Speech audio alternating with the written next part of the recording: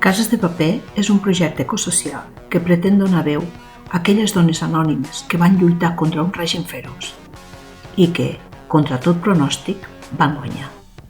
Aquelles que amb l'acció van canviar les condicions de vida de tantes famílies de Canyelles. Cases de paper pretén portar llum i memòria a la ciutat oblidada, a l'altra Barcelona, perquè ocultar el passat ens aboca inexorablement a repetir els mateixos errors. Cases de paper pretén ser un espai informal, fresc i versàtil, perquè les dones de la comunitat, famílies de l'escola bressol, professors i alumnes de Deià es puguin reunir, trobar i relaxar en diferents formats, segons el seu estat d'ànim, i tant si van soles com si van en grup.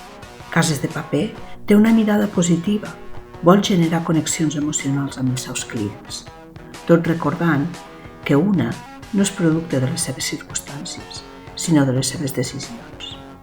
Que si volem, podem canviar el nostre present i, per tant, crear el nostre futur.